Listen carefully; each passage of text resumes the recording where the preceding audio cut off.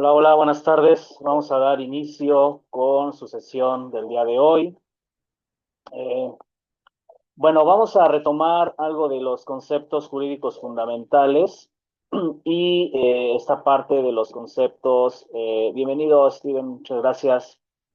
En esta parte vamos a Gracias. tomar cualquier duda o pregunta. Bueno, estoy aquí atento a sus comentarios. Bien. Hablábamos ya en el video explicativo sobre los conceptos jurídicos de características fundamentales, pero en este sentido vamos a agotar ya lo que son los conceptos jurídicos de carácter material y que en esta parte van a dar más auge ya a lo que es la cuestión del derecho mismo. ¿Sí? En este sentido, el derecho mismo entendemos como ese conjunto de mandos que dentro de esta parte van a constituir el contenido de las normas, pero ya de una manera más concreta, de una manera más personal. Para este sentido, recordemos que la norma jurídica siempre tiene que abarcar no solo el aspecto lógico, sino también el aspecto material y permanente, que es la que nos va a regir como sujetos de derecho. ¿De acuerdo? Perdón. El primer concepto es en la persona jurídica.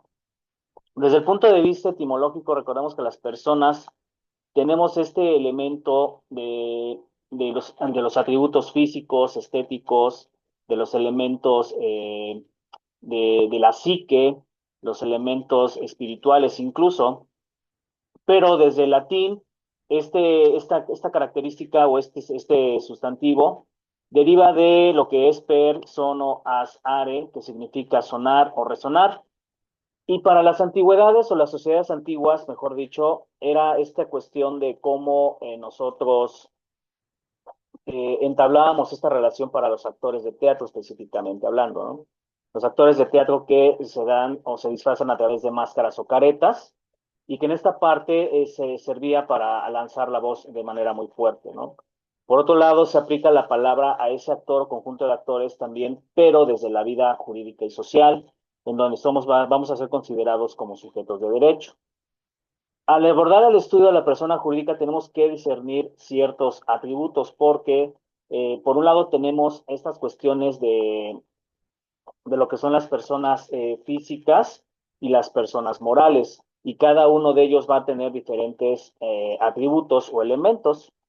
Nosotros vamos a agotar tres acepciones desde el punto de vista filosófico, desde el punto de vista filosófico y jurídico, y desde el punto de vista formal que atiende a las concepciones que nos otorga la doctrina y desde luego la legislación en materia. Entendemos que desde lo filosófico el individuo tiene psique, tiene raciocinio y su naturaleza siempre, a diferencia de los animales, va a ser un elemento que es pensante, ¿sí? Un elemento en donde tenemos esta capacidad de poder razonar cualquier tipo de conocimiento, cualquier tipo de acepción. Ahora bien, desde la persona es ese individuo con naturaleza racional, pero también posee individualidades, como son esas características subsistentes de existencia, de realidad.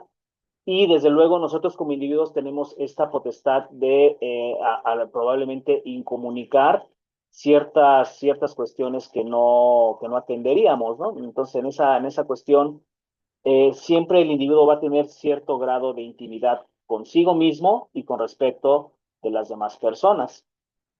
Ahora bien, en esta parte, desde el punto de vista filosófico jurídico, entendemos que la persona es un hombre de característica real, tangible y que posee individualidad. Por eso se nos da el elemento de individuos singulares en cuanto a la razón y en cuanto a la libertad. ¿Por qué? Porque de acuerdo a la razón que yo poseo, voy a tomar esa parte de las decisiones y van a ser relevantes para qué? Para el orden normativo.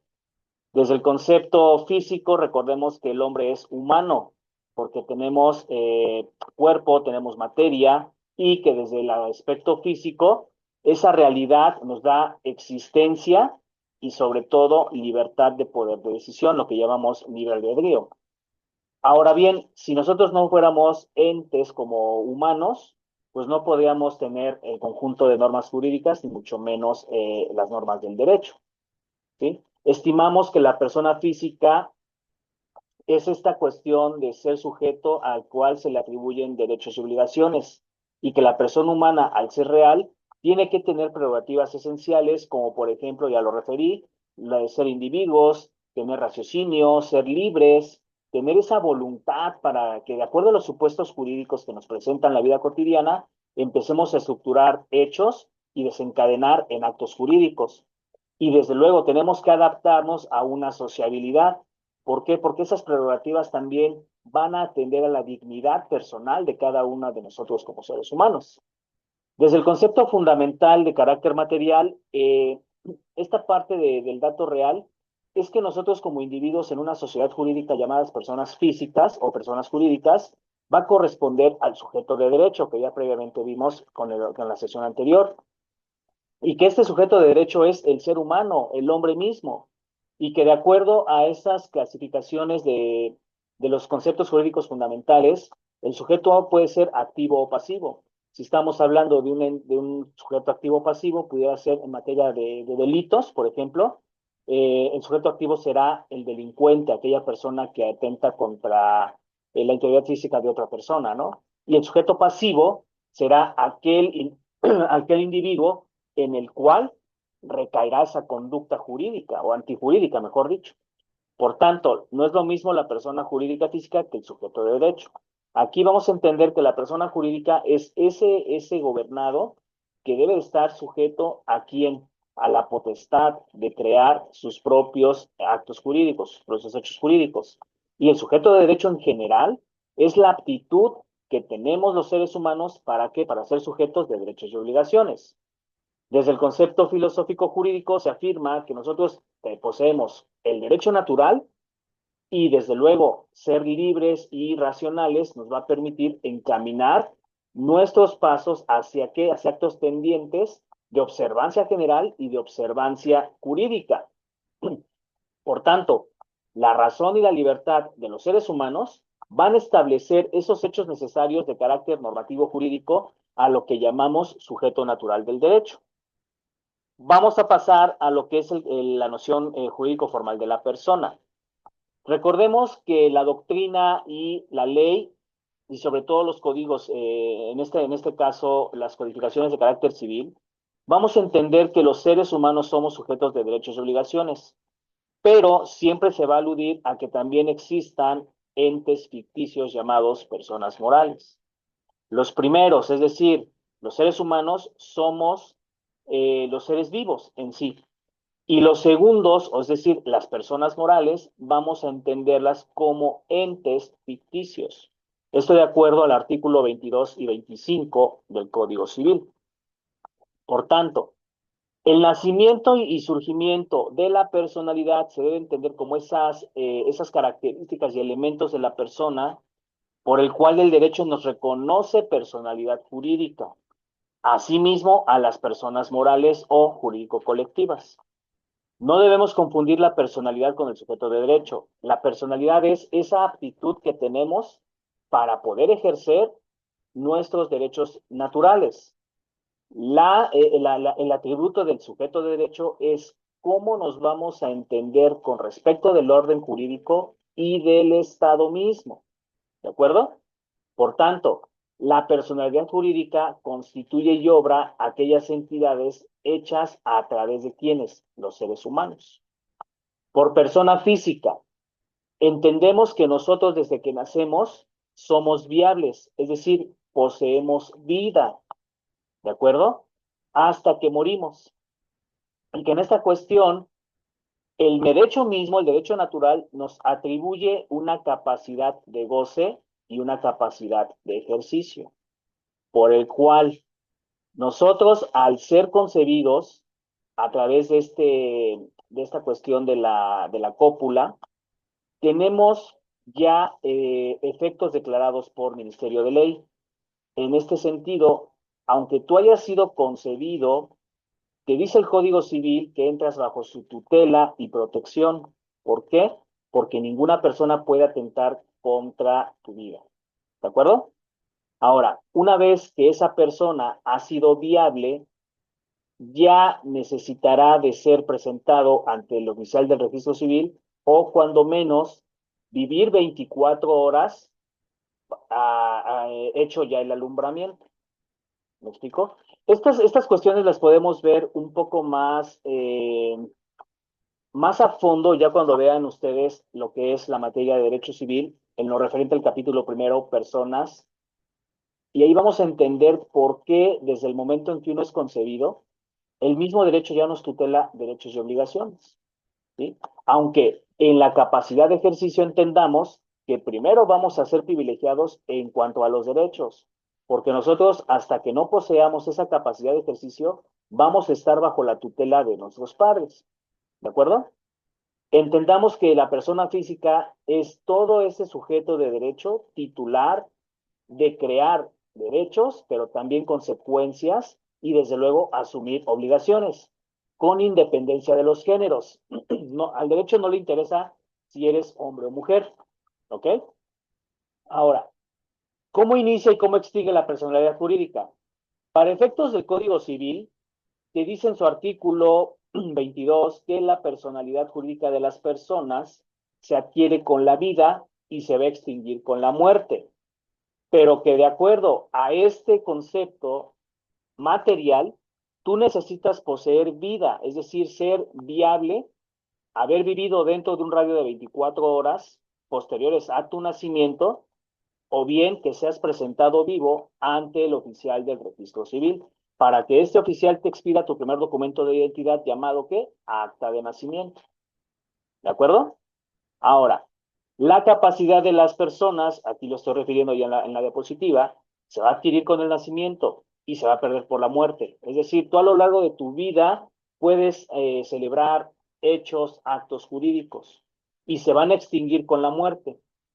Y lo que referíamos de acuerdo al Código Civil, desde el momento en que la persona es concebida y entra en esta protección de ley, se tendrá por nacido para los efectos de la normatividad.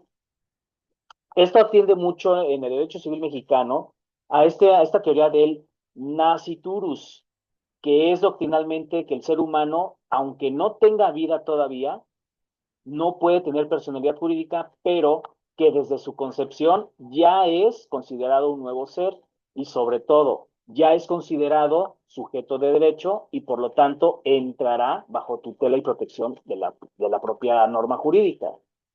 Entonces, si una persona atentara contra la vida de las personas dentro de la concepción, necesitaríamos encuadrarle todas las agravantes, jóvenes. ¿Por qué?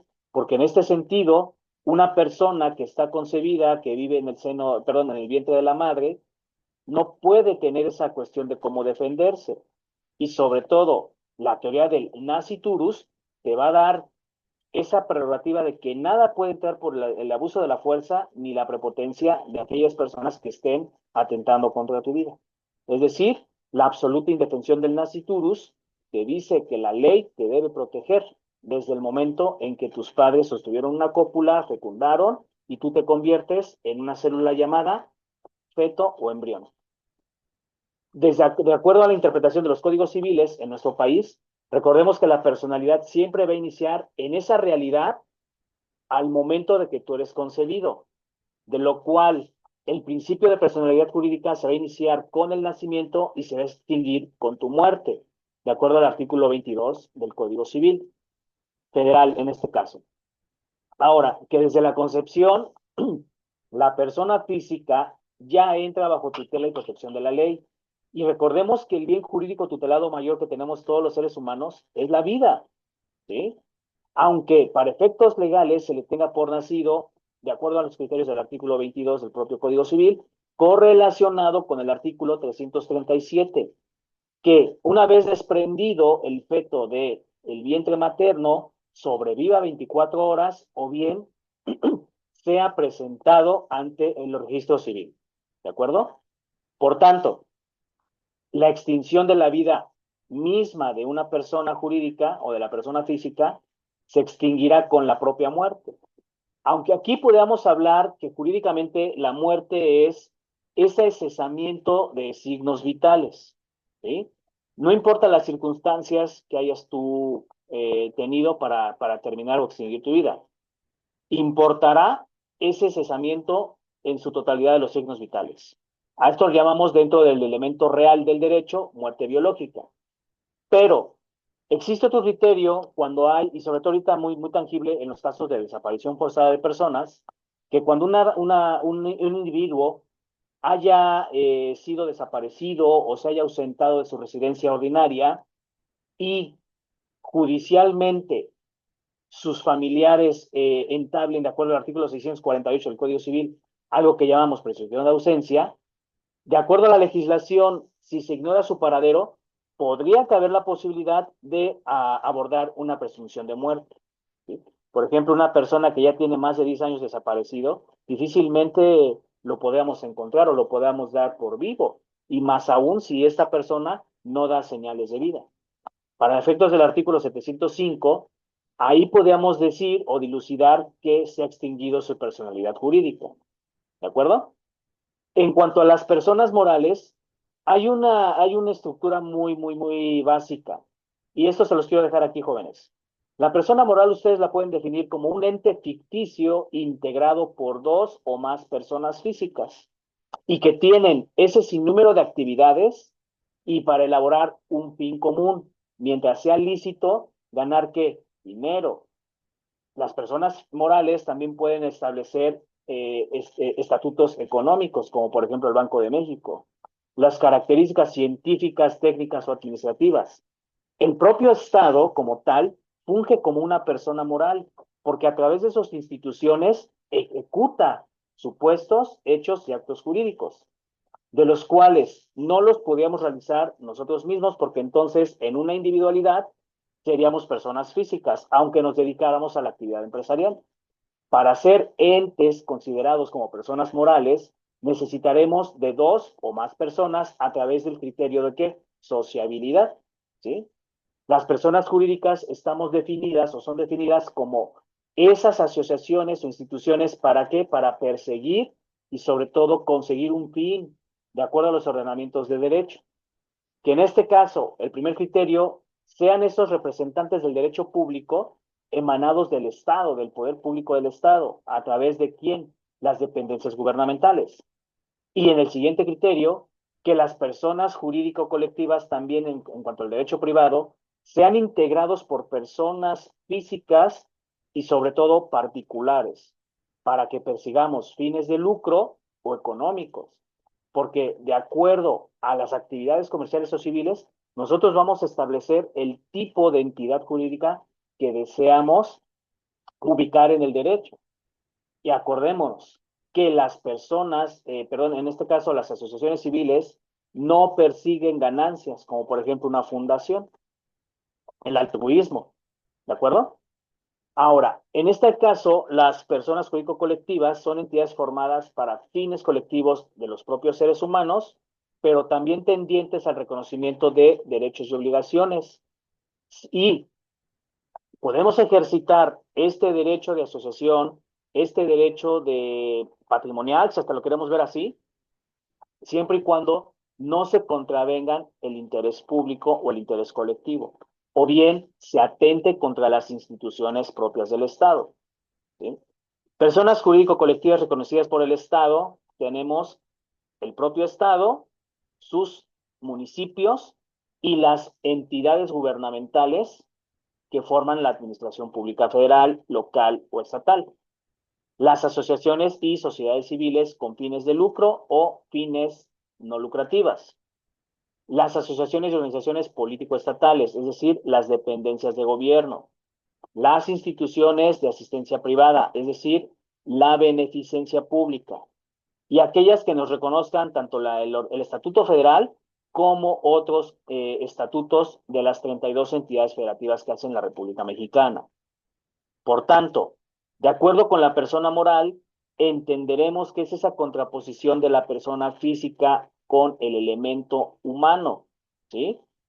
Repito, la persona moral siempre será un ente ficticio integrado por dos o más personas físicas.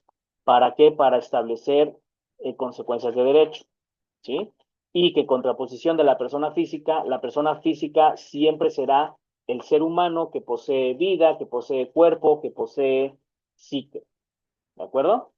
Ahora bien, dentro de los elementos materiales y esenciales de la persona moral, es que se necesitará, como lo acabo de referir, de dos o más personas físicas para que den personalidad jurídica y se sea constituida como entidad ante el derecho. Que su finalidad, objeto, motivo o fin no contravenga el fin común del derecho, es decir, la armonía, el estatuto legal, y que a través del reconocimiento del Estado propio sea esos fenómenos, de acuerdo al artículo 8 constitucional, el carácter asociativo, que el artículo 8 me tutela esos derechos de asociación, ¿sí? Intervendrán dentro de su vida jurídica ejerciendo derechos y obligaciones, pero siempre en atención a esos representantes. ¿De acuerdo? Ahora bien, las personas morales siempre van a tener representantes. Puede ser un presidente de consejo, un consejo directivo y bien lo que son los socios, ¿sí? A estos se les delegará la responsabilidad de establecer cómo van en efecto las ganancias. ¿De acuerdo? ¿Qué atributos tenemos como personas, tanto físicas como morales? Bueno, de acuerdo al artículo 2.3 del Código Civil del Estado de México, los atributos de la personalidad son el nombre, el domicilio, el estado civil, la nacionalidad y el patrimonio, aunque el artículo no nos refiere a la nacionalidad. Aquí tenemos en el esquema cómo está dividida la persona en física y moral o jurídico colectiva. Si estimamos que estamos casi en una similitud de atributos de personas, la diferencia entre la persona moral es el estado civil, que es ese estado que no posee la persona moral, ¿sí? La duración de la sociedad será considerada como el estado civil ante la ley, ¿de acuerdo? Bien, vamos con el nombre. El nombre es ese atributo personalísimo para designar ya sea a personas o cosas, de las cuales las vamos a individualizar y distinguir unas de otras. Aunque en el nombre pudiera ubicarse los homónimos, hay una individualidad con respecto de la familia, con respecto de los apellidos, con respecto del ADN, ¿sí? Ahora, el nombre está integrado por un sustantivo que puede ser nombre de pila, acompañado de dos apellidos, paterno, materno, materno, paterno, de acuerdo al orden, ahora con las nuevas reformas al Código Civil, ya no interesará el orden en que se estipulen esos apellidos, ¿sí? Perdón, el domicilio. El domicilio junto con el nombre nos darán los elementos esenciales y sobre todo los elementos por los cuales podemos ubicar a la persona física y moral, desde luego, en los espacios determinados. El domicilio se entenderá como ese lugar de residencia o permanencia que tiene una persona física o moral para constituir, en un sentido jurídico, la parte más habitual en donde tú estás viviendo. Desde luego, hay diferentes tipos de domicilio, que eso ustedes igual lo van a ver cuando lleven su asignatura de Derecho Civil, en donde a lo mejor vas a tener domicilio conyugal, vas a tener domicilio social, domicilio jurídico, domicilio fiscal, domicilio convencional, e incluso para efectos de los PPLs, personas privadas de su libertad, su residencia o permanencia será el reclusorio, ¿de acuerdo? Entonces, entendamos que esa residencia o permanencia se debe de prolongar más de 6 meses. En el sentido etimológico, de acuerdo al latín, domus colu, domus colore, significará el domicilio habitar una casa. Y recordemos que la casa no nada más se reducirá a 4 paredes y un techo, ¿eh?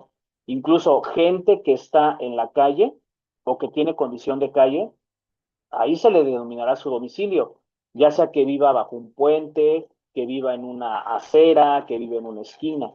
¿Por qué? Porque se va a habitar ese domicilio por temporadas prolongadas, ¿sí? La nacionalidad.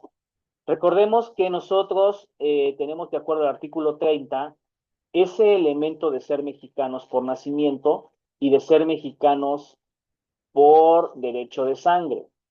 y como estatuto jurídico será ese vínculo legal en el cual te va a relacionar a ti individuo con tu estado al que perteneces, ¿sí?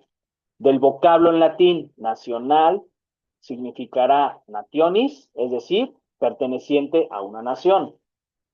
Y que en este sentido, la nacionalidad, de acuerdo con el Estado civil, será esa condición o manera en que nosotros vivimos, esa calidad bajo la cual nos vamos a constituir respecto de la familia, ¿sí?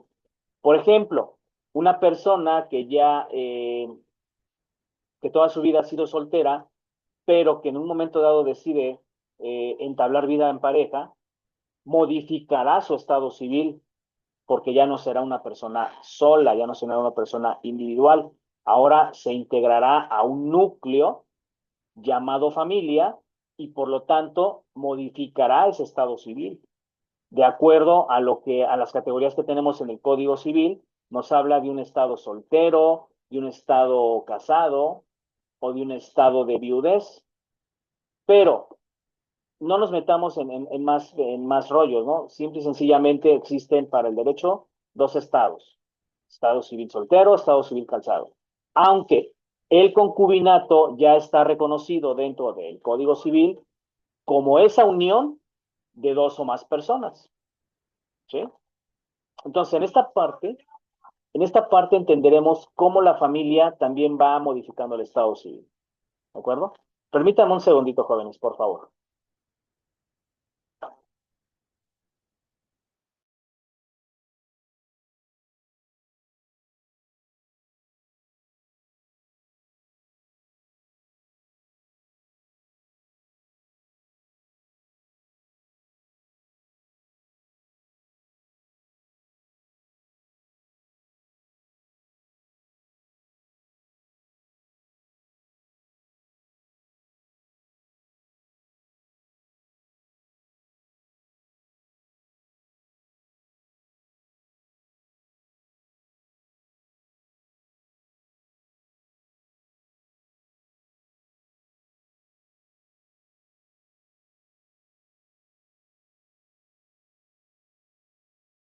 Bien, una disculpa.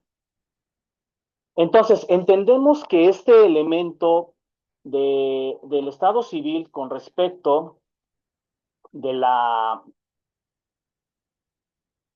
de la persona física siempre se va a constituir dentro de la familia, pero para efectos, lo que refería hace un momento, ¿no? Para efectos de las personas morales, ellas no poseen Estado civil, pero sí poseen esta duración de la sociedad, que es de acuerdo a la ley de sociedades mercantiles y cooperativas, estableceremos una sociedad a lo mejor vitalicia, ¿no? Puede durar 99 años, ¿sí? Y que de acuerdo a los elementos característicos de la materialidad del derecho, se va a otorgar por naturaleza propia o voluntad misma de los seres humanos. Es decir, si yo quiero ser soltero toda mi vida, así me podré quedar, ¿de acuerdo?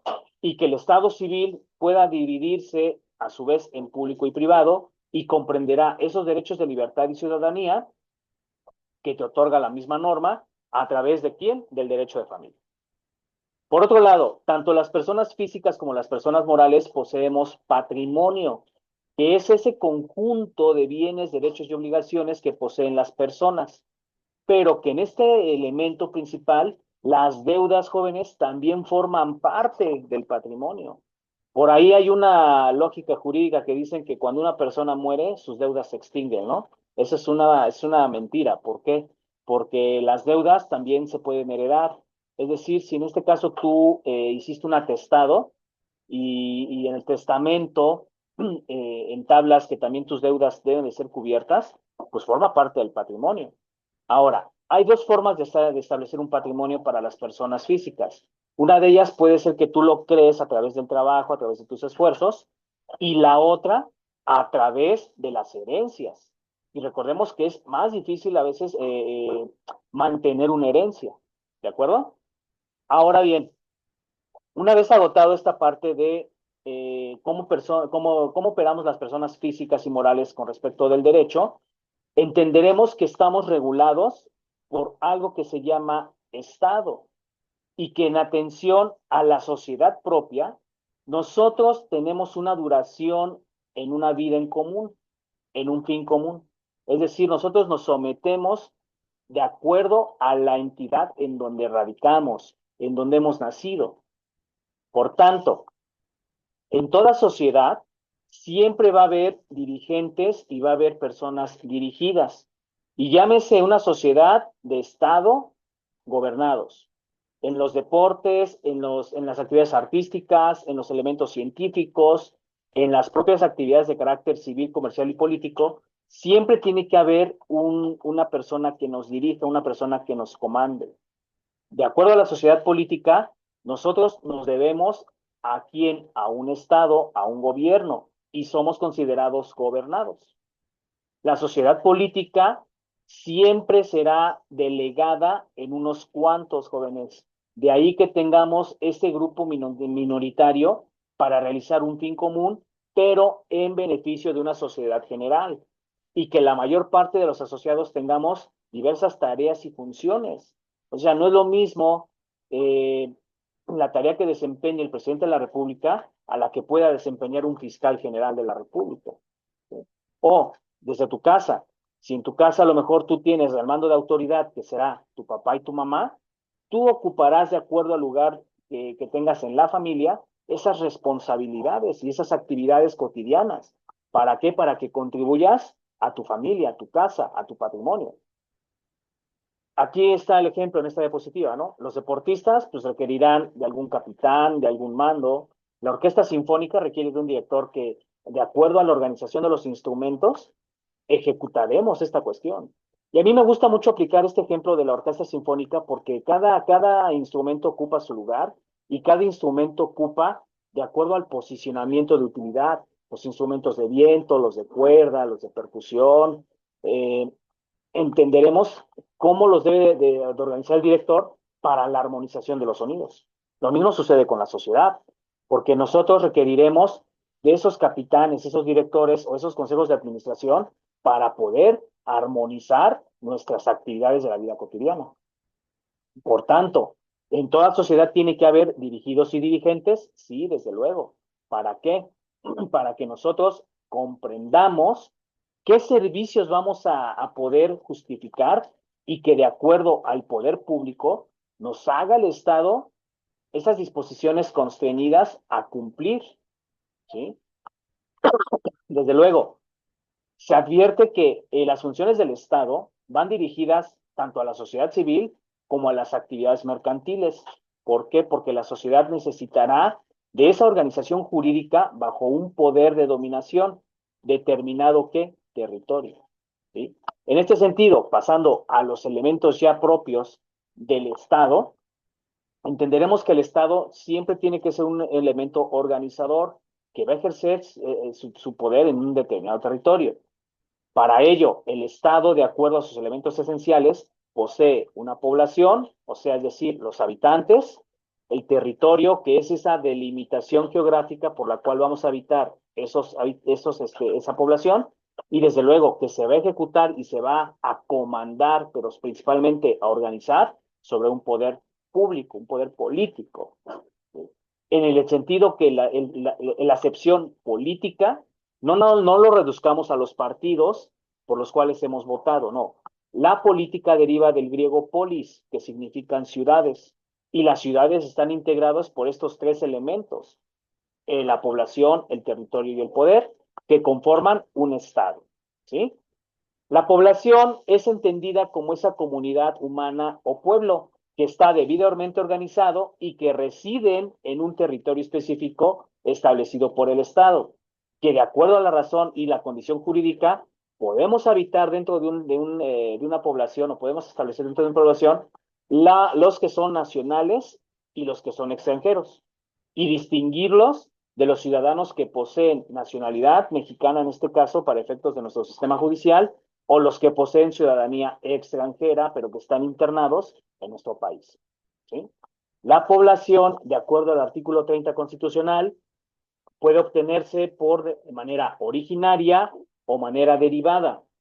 Por manera originaria entenderemos que será el nacimiento, esa nacionalidad por nacimiento.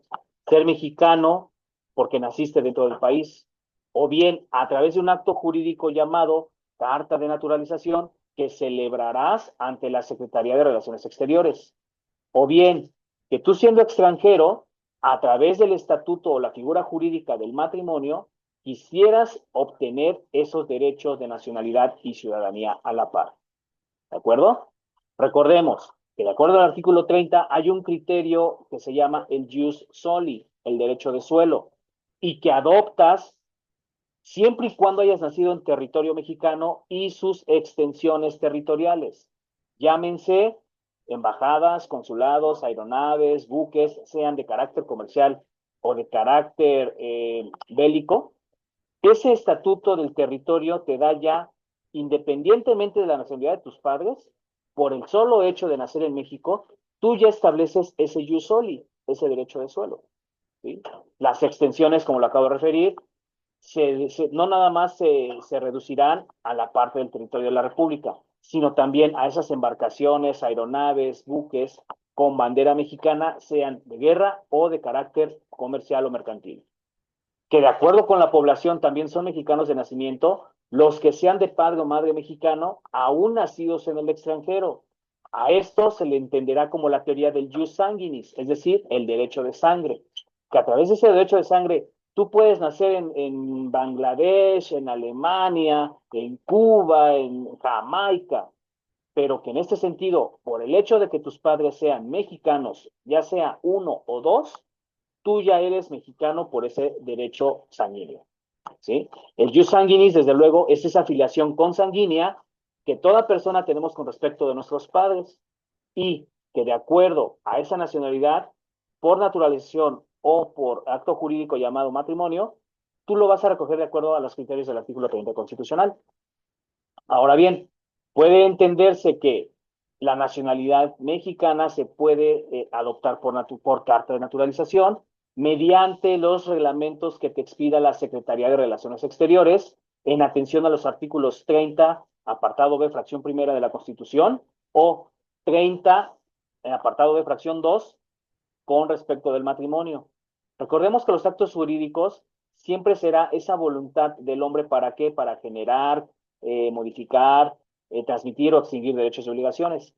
Y la obtención de la nacionalidad se atiende a los criterios del acto jurídico, ¿sí? Porque al ser un elemento jurídicamente estatutario por requisitos, debe contener, perdón, debe contener formalidades y sobre todo ciertos criterios de solemnidad. ¿De acuerdo?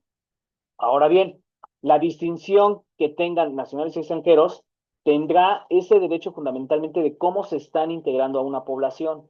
Si yo como extranjero voy a radicar en el país, ya me tendré que someter a los estatutos jurídicos. Y si nada más estoy en tránsito, tendré que tener la obediencia necesaria durante ese trayecto o ese tránsito. ¿Sí? Por tanto, la población puede tener también objetos como actividad estatal o como sujeto de la actividad estatal. Como población, vamos a categorizar estas cuestiones de cómo el conjunto de elementos subordinados entenderemos y contribuiremos a la actividad estatal del Estado. Esto tiene mucho que ver con una rama del derecho público que se llama derecho financiero y que el Estado mismo, a través de esa actividad financiera y esta actividad estatal, nos debe de establecer el elemento de los programas públicos, ¿sí? Y que en este sentido, nosotros como sujetos necesitaremos constituir al amparo de la comunidad política ese goce y disfrute de los derechos que estamos haciendo valer frente al Estado. Esos derechos de libertad, el derecho de petición, el derecho político. ¿De acuerdo? Ahora bien, dentro de la población y dentro de un territorio, perdón, dentro de un estado, necesitaremos un territorio. ¿Para qué? Para que nosotros desde el criterio espacial de la norma jurídica entendamos cómo debe ejercer su poder político el Estado mismo y que dentro del contexto de la teoría del Estado abarcará esas fronteras y esas limitantes que tenemos con los estados vecinos y que de acuerdo al artículo 42 constitucional nos va a decir la participación tanto de los tratados internacionales como de la propia Constitución Política de los Estados Unidos Mexicanos. Que en lo referente al territorio tenemos una función negativa, y esa consiste en señalar los límites, las fronteras y el ámbito espacial donde se va a llevar esa ordenanza jurídica, ¿sí? Que sea indispensable garantizar tanto la seguridad jurídica como la paz pública de acuerdo a las fronteras fijadas por el derecho interno de cada estado, es decir, la Constitución Política, pero que debe de estar relacionado y específicamente concatenado con los tratados internacionales. ¿Para qué? Para que de acuerdo a las leyes, el ejercicio del poder público tengan solamente vigencia y se ejerzan dentro del territorio específicamente delimitado. En esta parte, yo pudiera entender que mi constitución y todo el conjunto de normas que de ella se desprendan se debe aplicar específicamente dentro del territorio mexicano, pero también entendamos el criterio de extraterritorialidad, ¿sí? Que en esas embajadas, en esos buques, en esas aeronaves, también puede aplicarse mi derecho, aunque estén en otro país, ¿de acuerdo? Esto atiende al principio de impenetrabilidad de los tratados y de los convenios internacionales de los que México sea parte. Por tanto, los estados pueden tener esa posibilidad de suspender derechos sobre el territorio específicamente donde esté su sistema jurídico. La función positiva del estado, que es el otro elemento del territorio, perdón, la función positiva del territorio será dotar al Estado mismo como un instrumento físico para el cumplimiento y la misión de ¿qué? De regular las actividades aduanales y de migración, desde luego, y más ahora en estos nuevos días que tenemos un problema muy serio de migración, ¿no? Que de acuerdo a esos criterios también aduanales, se regule la importación y exportación a fin de mantener nuestras finanzas públicas equilibradas y mantener equilibrado lo que se llama la balanza de pagos, que es el estatuto que nos arroja el Producto Interno Bruto y por lo tanto nos determinará qué tanto creció nuestro país económicamente hablando, ¿sí? Que también tengamos esta condición de averiguar entradas y salidas de extranjeros. ¿Para qué? Para determinar que personas no gratas o personas que sean nocivas para el país se internen, se ingresen y sobre todo prestar servicios públicos a través de la actividad financiera del Estado para determinar caminos, carreteras, aeropuertos y obras portuarias. En esta parte, las relaciones entre estados a través del derecho de tratados internacionales nos debe dar las líneas de defensa para evitar invasiones extranjeras, atendiendo al principio de la soberanía nacional y que México es un país soberano, libre e independiente, ¿sí? Y desde luego que la función positiva ejerza como autoridad necesaria el Estado el poder y sobre todo sin intromisión o injerencia de otro Estado. Por eso cuando de repente hay mandatarios extranjeros que quieren hacer notar a México como un país terrorista, pues están atentando contra esa unidad soberana y sobre todo quieren intrometerse y sobre todo tener injerencia en las decisiones políticas del país. Eso está mal. Esta función positiva del territorio debe preservar el bien público y sobre todo el interés general. ¿Sí, jóvenes? Ahora, de acuerdo al poder, el poder como elemento del Estado tiene que tener una autoridad y sobre todo esa fuerza moral, ese poder y esa fuerza física representados por el Estado mismo para, hasta cierto punto, armonizar a los sujetos de derecho. El poder siempre se va a ejercer dentro de un Estado con esa cabalidad y misión de llevar al Estado a la realización de los fines comunes del derecho, es decir, los diversos modos en los cuales el gobierno, a través de la administración pública, ejecutará, de acuerdo a las garantías constitucionales, ese papel de autoridad para regularnos a nosotros como individuos. El gobierno, desde luego, a través de los hombres, será importante y trascendental porque va a manifestar de manera particular los ámbitos políticos, económicos y sociales que componen al Estado. Y que la tarea de los hombres al servicio del gobierno es expedir y aplicar normas jurídicas a través de la Constitución, las leyes, los estatutos, los reglamentos, pero también a través del Poder Judicial de la Federación, las sentencias y decisiones administrativas cuando haya sido desobedecida una norma, cuando nosotros la dejemos de observar y traerá aparejada la sanción que ya previamente vimos.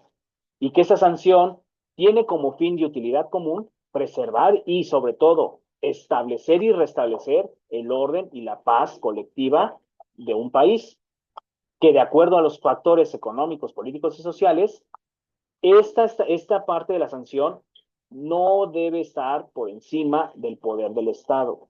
Y si lo está, el Estado tendrá que justificar frente a aquellas personas que desobedezcan la norma esa, esa, esa cuestión de cómo la policía y el ejército, que son las llamadas fuerzas civiles, fuerzas de seguridad pública, te encaminen a restablecer ese orden común, que de acuerdo al procedimiento también del Poder Judicial, se ejecuten sentencias de los tribunales y sobre todo las decisiones administrativas para perseguir o reducir tanto a los criminales o bien los actos de rebelión.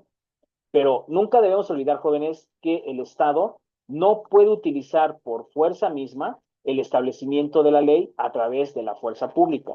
Primero tiene que haber que el diálogo, las razones y sobre todo el hacinamiento general a través de las políticas públicas ejecutadas por el propio gobierno, ¿sí? Por tanto, un Estado a través de sus elementos tiene que ser debidamente administrado. ¿Por qué? Porque esto implica que la autoridad lleve algo que se llama la actividad político, económico, financiera del Estado y proveernos a nosotros los ciudadanos de recursos humanos, recursos técnicos y financieros para satisfacción de las necesidades colectivas de la población que entabla nuestro territorio nacional. Es decir, la autoridad que se ejerce a través de las tareas tienen que ser delegadas y ser utilizadas por los instrumentos del gobierno de los hombres. ¿Para qué? Para que a través de la administración de los servicios se satisfagan y se subrayen esos elementos de los servicios públicos, que el Estado te provea de agua, de energía eléctrica, de servicios carreteros, servicios ferroviarios, aeroportuarios, marítimos, los servicios médicos, los servicios de educación, entre otros tantos más, siempre en beneficio de quién, de los gobernados sujetos al gobierno del poder público. Partiendo de las tareas del gobierno, nosotros debemos de entender que nuestro poder público se divide en tres poderes constitucionalmente hablando de la Unión, de acuerdo al artículo 49. ¿Cuáles son? Ejecutivo, legislativo y judicial. El poder ejecutivo, representado por la Presidencia de la República, corresponderá fundamentalmente a la tarea de administrar todos los recursos humanos, técnicos y financieros a fin de que coadyuven a la función y esa responsabilidad de complementar la expedición de leyes, decretos, reglamentos y resoluciones administrativas para proveer a la esfera administrativa llamada Administración Pública Federal esa estricta observancia de acuerdo al artículo 80 constitucional, que a través de la Administración Pública Federal provea a los ciudadanos de esos satisfactores que necesitaremos para poder contribuir al gasto público también. ¿Sí? De acuerdo al Poder Legislativo, lo vimos con el tema del proceso legislativo, corresponde a las dos cámaras, al sistema específicamente bicameral de México, esa propuesta, análisis, expedición de leyes que van a ordenar al Estado mexicano, de conformidad con el artículo 50. Y finalmente, con el Poder Judicial, que tendrá esa función principal del gobierno de los hombres a través de la aplicación de las leyes a casos concretos. Es decir, cuando existan ya controversias o coyunturas entre los particulares o bien entre los particulares y el Estado, las decisiones y resoluciones del Poder Judicial determinarán a qué entidad le asiste la razón y sobre todo dentro del marco jurídico, ¿sí? De acuerdo con el artículo 94. ¿De acuerdo, jóvenes? Bien, ¿hasta aquí alguna duda, alguna pregunta? No, sin duda. Perfecto, lo escucho. Bien, estamos ya por agotar su curso, jóvenes. La semana que entra cerraríamos con el tema de, ya en la sesión de Zoom, específicamente hablando de la sesión de Zoom, con la jurisprudencia técnica, ¿sí? No obstante, ya tienen el video explicativo. Yo voy a reafirmar el tema de la jurisprudencia técnica y con eso cerraríamos prácticamente este primer curso de introducción al estudio del derecho. Me dio mucho gusto saludarles, quedo atento ahí para cualquier duda, aclaración o tema que surja a lo largo de la semana y les deseo un excelente domingo. Pásenla muy bien.